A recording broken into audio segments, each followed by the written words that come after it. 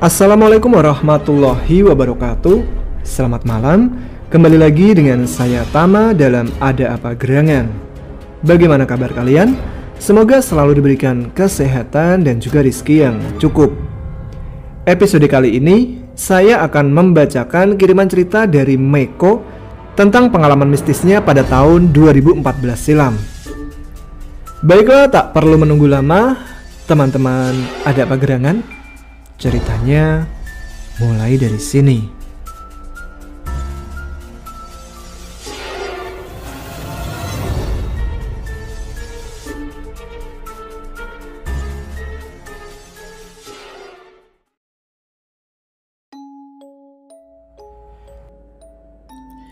Assalamualaikum warahmatullahi wabarakatuh. Selamat malam para pendengar setia channel Ada Apa Gerangan. Semoga kalian sehat-sehat semua ya. Amin. Perkenalkan, nama saya Meko. Pada kesempatan kali ini, saya akan menceritakan pengalaman yang sampai saat ini atau bahkan sampai saya tua tidak akan saya lupakan. Kejadian ini terjadi pada tahun 2014 silam dan membuat geger satu dukuh tempat saya tinggal. Tahu kan dukuh itu apa? Dukuh adalah tempat yang lebih kecil daripada desa, kalau tidak salah sih. Cerita ini real terjadi, percaya atau tidaknya itu hak kalian. Dan cerita ini juga saya kumpulkan dari sudut pandang sahabat-sahabat saya yang berjumlah 4 orang. Jadi ada 5 orang termasuk saya. Sahabat saya kita panggil saja bernama Jambul, Ipul, Oreo, dan Wako.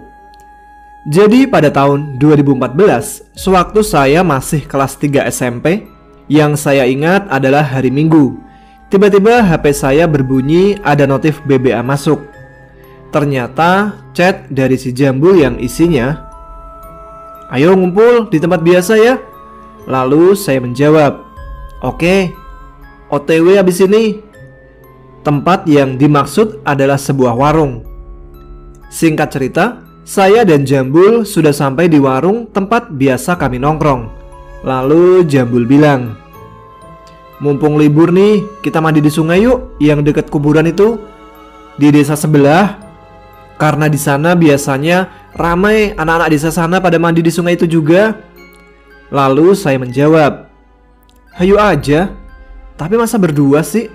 Coba deh chat si Oreo, mau atau enggak dia. Kalau enggak mau, ya udah kita berangkat berdua aja." Lalu Jambul chat si Oreo yang intinya mengajak mandi di sungai. Dan kami pun menunggu dia di warung biasanya. Tidak berselang lama, Oreo pun datang dengan sepeda Jepangnya. Sepeda yang mungkin sekarang sudah jarang kita temui. Lalu Oreo bilang, "Ayo berangkat." Terus saya menjawab, "Sekarang? Nggak mau minum-minum dulu gitu?" Oreo bilang lagi, "Yaudah, pesen es Marimas 1, taruh plastik." Saya menimpali, "Oke, yaudah aku balik dulu ya, ambil sepeda. Kamu boncengan sama si Jambul," sambung saya. Di perjalanannya nggak usah diceritain ya, nggak ada yang aneh-aneh. Singkat cerita, setelah mengayuh sepeda kurang lebih 15 menit, sampailah kami di sungai itu. Dan benar saja, walaupun jam 2 siang, tapi tetap saja ramai anak-anak yang sedang mandi di sana. Ada cewek dan cowok. Jadi sungainya itu tidak besar. Di sebelah kanannya adalah jalan desa dan di sebelah kirinya adalah persawahan kecil dan kuburan desa tersebut. Sungai itu lebarnya kurang lebih 10 meteran dan kedalamannya mungkin 2 meter lebih. Karena sungai itu mengalir di tengah-tengah desa. Singkatnya, kami bertiga selesai mandi pada jam 3 sore menjelang asar. Lalu Jambul bilang, "Main ke kuburan yuk, sekalian nyari bola api." Bola api adalah sebuah benda yang berbentuk bulat seperti batok kelapa dan ada serat-seratnya. Cara menggunakannya disiram minyak tanah dan dibakar, terus dibuat main bola. Di tempatku waktu itu menyebutnya sebagai bola api. Oreo pun menjawab, "Ayo." Lalu berjalanlah kami dan sesampainya di kuburan, kami bertiga pun berpencar. Agak lama mencari Ternyata tidak ada yang menemukan bola api itu. Saya bilang, "Gak ada nih." Lalu Oreo dan Jambul pun bilang, "Iya, sama, aku juga gak nemu. Udah asar nih, balik yuk." Oreo dan Jambul pun menanggapi. "Ya udah, ayo." Sesampainya di rumah saya, Oreo dan Jambul pamit pulang untuk mandi lagi di rumah karena baju dan celana kami bertiga basah semua. Singkatnya, habis selesai mandi dan makan, jam 4 sore, tiba-tiba bapak saya bilang, "Meko, tolong beliin bensin motor tuh di pom bensin, bensinnya habis." Lalu saya menjawab, "Iya pak." Ketika mau keluar rumah, tiba-tiba sahabat saya yang bernama Wako datang ke rumah. Niatnya sih mau mengajak saya beli bensin juga. "Mau kemana lu?" "Ayo, temenin gua beli bensin di pom." Saya menjawab, "Lah, pas bener, gua juga mau beli bensin nih, disuruh bapak." "Yaudah, bareng aja yuk. Tapi gua ajak si Jambul ya, kita samperin dulu ke rumahnya."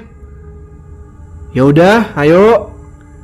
Sesampainya di rumah Jambul, ternyata dia sedang duduk di depan rumah sambil mainin HP-nya. Nggak tahu lagi chat BBM sama siapa. Mungkin sama gebetannya kali ya. Lalu saya bilang, "Yuk, ikut temenin gue sama Wako beli bensin, sekalian jalan-jalan sore." Jambul menjawab, "Gas lah." Lalu berangkatlah kami bertiga, dan si Jambul naik motor dengan saya. Dia minta diboncengin saya soalnya. Kurang lebih 20 menitan sampailah kami di pom.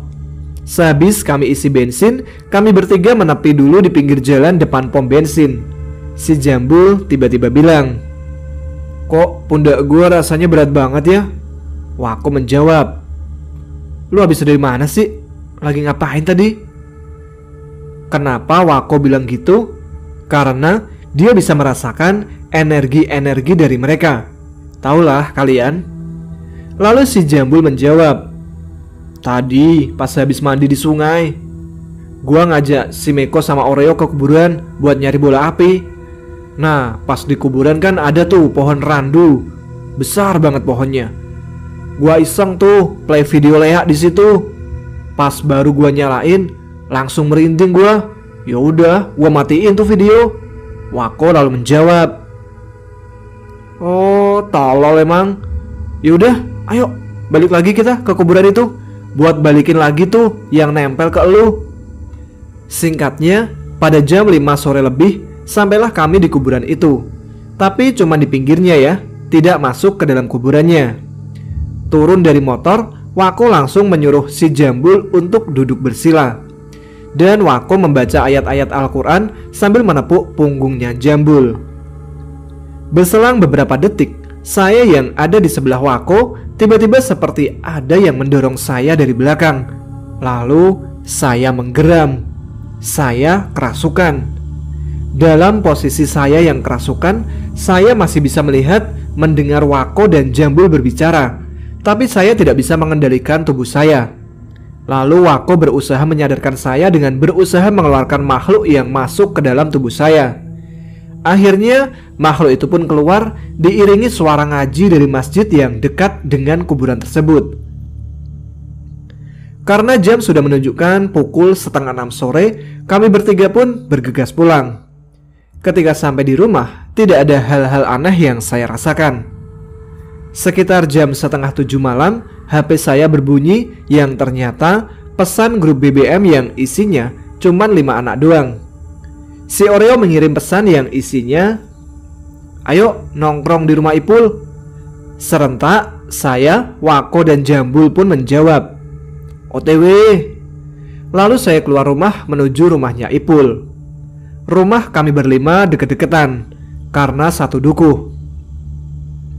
Ketika saya nyampai di rumahnya Ipul, ternyata sudah ada Ipul, Wako, dan Oreo di sana. Mereka bertiga sedang ngopi-ngopi sambil merokok. Lalu saya bilang, "Mana si Jambul?" Oreo menjawab, "Belum datang dia, paling bentar lagi datang." Kami berempat pun ngopi-ngopi sambil bercanda. Lalu selang 10 menitan, si Jambul pun datang. Dan Oreo bilang, "Lama bener, kayak rumahnya di mana aja." Jambul pun menjawab, "Teleponan bentar tadi." Pas awal saya datang, si Ipul sudah melihat saya dengan raut muka yang aneh. Dari kami berlima, cuman Ipul yang punya kemampuan lebih. Kemampuan itu dia peroleh sejak kecil. Jadi dia bisa melihat, berkomunikasi, bahkan menarik benda gaib menjadi nyata. Sejak Jambul datang, belum ada 10 menit, tiba-tiba saya merasa berat pundaknya, dan sekejap pandangan saya pun menjadi gelap. Setelah Jambul datang belum ada 10 menit, tiba-tiba saya kerasukan. Oreo, Wako, dan Jambul kaget dengan hal ini, tapi tidak dengan Ipul. Dia seperti biasa saja. Lalu Ipul berusaha menenangkan saya, karena saya waktu itu langsung berontak dan menggeram sambil menunjuk Jambul. Lalu si Ipul bilang, "Ayo kita bawa Meko ke belakang sekolah. Nggak enak di sini kalau ada yang lihat." Oh iya, jadi rumahnya si Ipul ini bersebelahan dengan sekolah SD. Ketika sampai di belakang sekolahan, kata si Oreo, suasananya menjadi berubah drastis. Suasana menjadi mencekam, angin tiba-tiba berhembus kencang seperti berputar-putar. Tapi anehnya, hanya di belakang sekolah itu saja pohon-pohon bergoyang tertiup angin. Setelah saya bisa ditenangkan, Ipul mencoba berkomunikasi dengan makhluk yang merasuki saya. Ipul bilang, "Mohon maaf, dengan siapa ini? Dan kenapa masuk ke dalam tubuh sahabat saya?" Lalu makhluk dalam tubuh saya bilang, Dia yang membawaku ke sini." Dengan suara berat laki-laki sambil menunjuk ke arah Jambul. Ipul langsung menoleh ke arah Jambul dengan raut wajah bingung karena dia tidak tahu soal kejadian tadi sore yang Jambul alami. Lalu Wako pun menceritakan soal kejadian itu kepada Ipul. Ipul kemudian bilang lagi, "Tolong keluar dari tubuh anak ini dan maafkan kelakuan sahabatku." Tiba-tiba saya tertawa melengking seperti kuntilanak. Dan ketika itu juga kami berlima seperti dikepung oleh pasukan makhluk gaib. Oreo, Wako, dan Jambul pun melihat kalau di pohon, di atas genting sekolah, kanan kiri, belakang, ada banyak makhluk seperti pocong, gendruwo, kuntilanak, dan entah apalagi. Pokoknya banyak.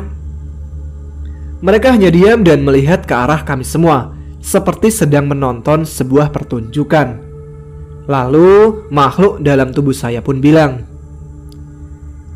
"Kalau mau aku keluar dari tubuh anak ini, kalian semua, terutama dia, harus datang ke kuburan malam ini juga." Lalu Ipul bilang ke Oreo, Wako, dan Jambul, "Nggak mungkin kita kesana malam ini juga. Jin itu pasti punya rencana lain. Kalian bantu doa ya. Gua akan berusaha sebisa gua untuk ngelepasin ini makhluk. Soalnya dia itu bawahannya penguasa kuburan itu. Jadi semoga saja bisa. Besok habis pulang sekolah, kita baru ke kuburan itu." Saya yang awalnya duduk dipegangin oleh Wako, tiba-tiba berdiri dan menari seperti Lea. Kalau kalian pernah nonton Lea yang ada di Bali, nah seperti itu, persis saya menari. Pas ada suara azan Isya, saya baru berhenti menari dan terjatuh pingsan. Seketika makhluk yang sedari tadi mengepung pun ikut menghilang juga. Segera Wako memberi saya air putih. Ipul bilang, "Gak bisa ini, gak bisa dikeluarin malam ini juga. Kalian tunggu di sini ya. Aku mau ngambil sesuatu dulu di rumah. Bentaran kok. Jangan panik kalau ada apa-apa ya." Ketika Ipul pergi dan suara azan berhenti, tiba-tiba saya kembali kerasukan. Saya menari seperti Lea dan pandangan saya tajam ke arah Jambul. Tidak berselang lama, saya terjatuh lagi dan lemas. Kejadian itu terus berulang, kerasukan, sadar, kerasukan lagi, dan sadar lagi. Begitu terus sampai pada jam 8 malam. Ketika Ipul kembali dengan membawa tasbih yang berwarna hitam keabu-abuan, Wako bilang, "Gimana nih? Meko kayak gitu terus dari tadi. kerasukan sadar, kerasukan sadar. Kayak gitu terus sambil nari leak lagi. Anjir, serem bener. Ipul lalu menjawab, "Bismillah aja, semoga bisa kita atasi. Tenagaku juga terkuras ini. Nih, aku bawain tasbih. Nanti pakaikan ke leher si Meko ya ketika dia sadar." Di situasi seperti ini, Jambul hanya diam, tidak banyak bicara karena dia seperti ketakutan. Pas saya sedang menari seperti leak, pada sekitar jam setengah 9 malam, tiba-tiba datang seseorang yang umurnya sekitar 55-an. Kami panggil saja Mbah Kong. Mbah Kong menghampiri kami lalu bertanya, "Ada apa ini, Pul? Kenapa itu? Si Meko kok menari-nari kayak gitu?"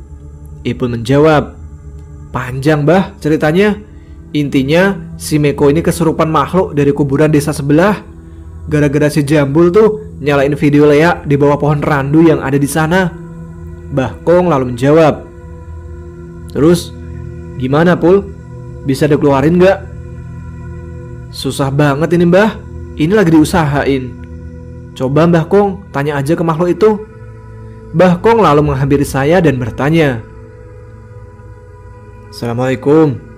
Siapa ini?" Makhluk dalam tubuh saya menjawab,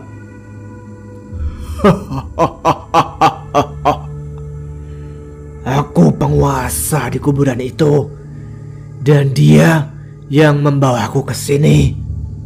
Sambil kembali menunjuk Jambul. "Ya udah, maafin kesalahan cucu saya yang mengusik Anda. Sekarang tolong keluar ya." Setelah Mbah Kong menjawab seperti itu, tiba-tiba saya pun jatuh pingsan lagi. Kok bisa-bisanya kayak gini sih? Ya udah, dikasih air minum tuh si Meko. Nanti kalau sadar langsung suruh balik ke rumah. Mbah Kong mau beli rokok dulu ya. Ipul lalu menjawab, "Iya Mbah, makasih." Setelah Mbah Kong pergi, saya pun tersadar dan bilang, "Aduh, ngapain nih kita di belakang sekolah? Bukannya tadi di rumahmu, Pul? Kok kotor semua baju sama celana aku?" Ipul menjawab, "Udah, gak apa-apa, besok aja ceritanya. Sekarang kita semua balik dan nih, pakai." Sambil memberikan tasbih kepada saya. "Baca bismillah dulu. Ntar kalau udah sampai rumah, lu mandi, abis itu wudhu, sholat isya, terus tidur lu." Saya hanya menjawab, "Iya dah." Lalu kami pun semua balik ke rumah masing-masing. Sehabis itu, saya pun berjalan pulang ke rumah. Jadi rumah saya itu agak masuk ke dalam dari jalan utama dukuh tempat saya tinggal. Nah, di seberang jalan depan rumah saya itu ada warung juga. Dan juga ada warung sembako milik seseorang yang kita panggil saja Pak Mis, karena belum terlalu tua. Ketika saya mau berbelok ke arah rumah, tiba-tiba ada yang memanggil saya. Meko, sini bentar." Pas saya menoleh, ternyata itu suara Mbah Kong yang sedang duduk di depan rumah Pak Mis. Di sana ada Mbah Kong, Pak Mis, dan Pak Wal. Saya menjawab, "Iya Mbah," sambil berjalan menghampiri Mbah Kong. "Kamu gak apa-apa? Udah enakan?" Saya menjawab, "Gak apa-apa kok Mbah, udah enakan, alhamdulillah." "Oh, ya udah kalau gitu, balik terus mandi. Kotor semua tuh baju sama celanamu." Saya menjawab, "Iya Mbah, saya pamit dulu ya." Saya pun berjalan ke rumah. Sesampainya di rumah, saya langsung mandi, dan pas udah mandi dan sedang berwudu, sekitar jam 9 lebih, terdengar suara dari luar rumah. "Assalamualaikum, Meko." Itu adalah suara Mbah Kong. Lalu kakak sepupu saya yang menjawab dan membukakan pintu. Jadi saya tinggal di rumah sama bapak, nenek, adik, dan kakak sepupu saya, yaitu anak dari kakaknya bapak. Ibu saya waktu itu sedang bekerja di luar negeri. Lalu kakak sepupu saya bilang, "Meko, dicariin tuh sama Mbah Kong, Pak Mis, sama Pak Wal. Lu kenapa dicariin?" Saya menjawab, "Nggak tahu kak. Saya pun keluar rumah dan mempersilahkan Mbah Kong, Pak Mis, Pak Wal, dan satu lagi orang yang kita panggil saja Pak Us untuk duduk karena di depan rumah saya ada kursi. Lalu saya bilang ke Mbah Kong, "Iya Mbah, ada apa ya?" Mbah Kong bilang, "Kamu yakin udah enakan? Ini Mbah Kong kesini sama Pak Us biar lihat kondisi kamu, takutnya ada apa-apa." Jadi waktu itu posisi saya duduk di bawah, tidak duduk di kursi. Setelah Mbah Kong bilang kayak gitu, tanpa menjawab, tiba-tiba saya kembali kerasukan dan menggeram. Mbah Kong lalu bilang, "Wah, kerasukan lagi nih Miko."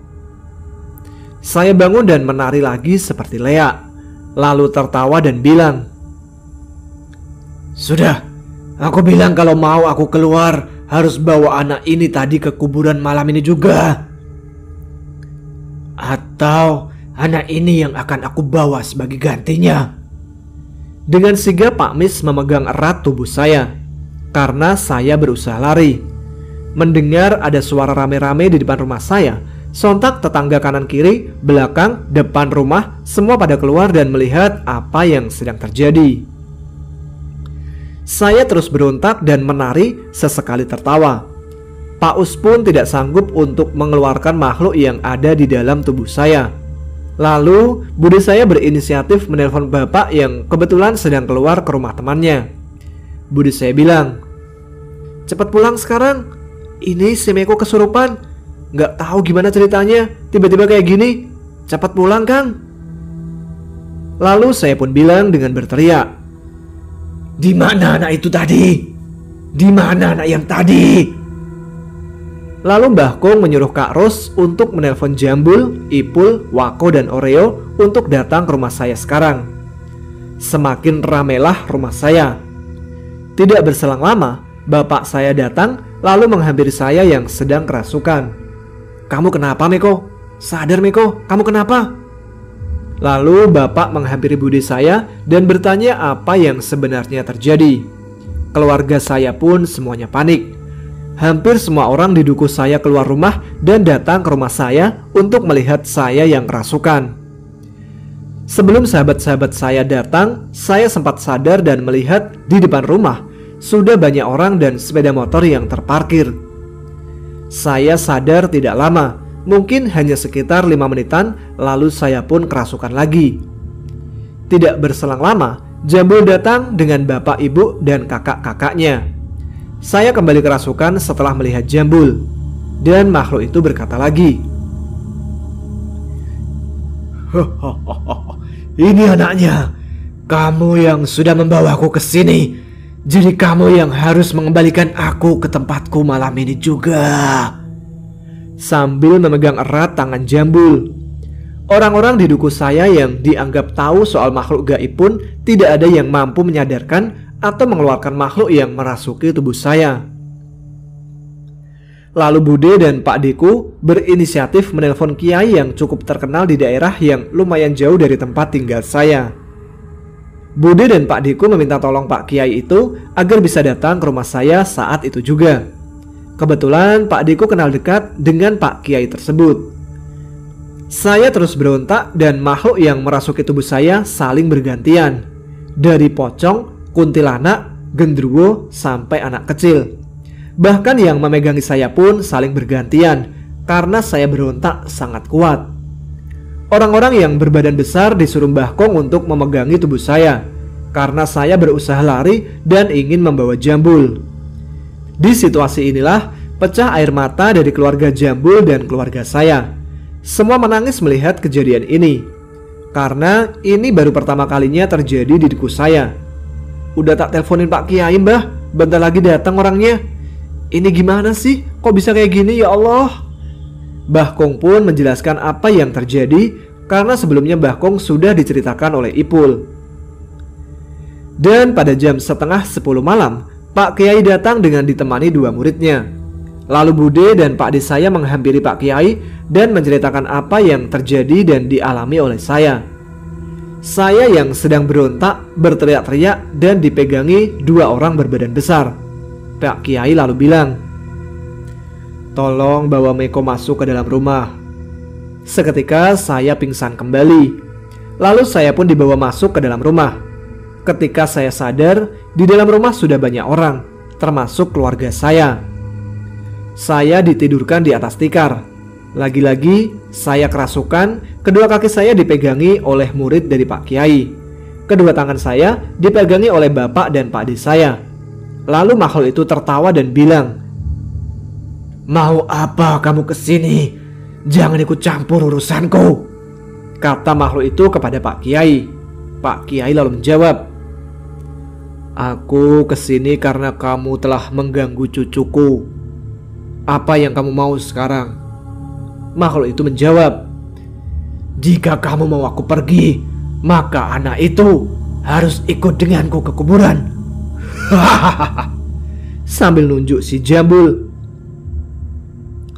"Udah, jangan aneh-aneh. Udah malam ini. Kamu tak pulangin aku aja dari sini kan bisa. Kenapa harus ke kuburan segala malam-malam?" Makhluk itu menjawab, "Tidak, aku tidak ada urusan denganmu." Karena Pak Kiai tahu kalau makhluk yang merasuki saya itu tidak bisa diajak baik-baik, lalu Pak Kiai pun membaca surat-surat Al-Quran. Dan jempol kaki, jempol tanganku ditekan oleh orang-orang yang memegangiku. Saya pun tertawa menggeram silih berganti. Lalu Pak Kiai bilang, "Istighfar Meko." Saya pun beristighfar. Tapi Pak Kiai bilang, "Bukan kamu yang aku suruh istighfar." Lalu makhluk yang merasuki saya tertawa dengan sombongnya. Proses pengeluaran makhluk yang merasuki tubuh saya berjalan cukup lama. Singkatnya sekitar jam 2 pagi saya baru tersadar. Semua sudah selesai dan tubuh saya sudah bersih dari makhluk-makhluk itu. Tubuh saya serasa tidak ada tenaga sama sekali dan akhirnya saya tertidur setelah minum air putih yang sudah didoakan oleh Pak Kiai. Demikian cerita pengalaman yang tidak bisa saya lupakan. Mohon maaf jika ada salah-salah kata. Sekali lagi, percaya atau tidaknya itu hak kalian. Ambil pembelajaran yang bisa diambil dari cerita ini. Terima kasih dan selamat malam, selamat beristirahat. Wassalamualaikum warahmatullahi wabarakatuh.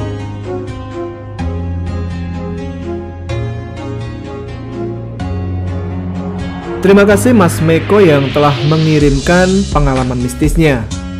Terima kasih juga untuk semua teman-teman Ada Apa Gerangan yang sudah menyimak episode kali ini. Semoga cerita kali ini bisa mengantar kalian tidur dengan nyenyak dan bermimpi indah. Semoga saja. Dan sampai di sini saya menemani teman-teman. Kita jumpa lagi dengan cerita-cerita lain yang insya Allah tak kalah seru. Jangan lupa subscribe bagi yang belum, tuliskan komen, tunjukkan eksistensi kalian. Saya Tama pamit, tetap semangat, jaga kesehatan, selamat malam, selamat beristirahat. Wassalamualaikum warahmatullahi wabarakatuh.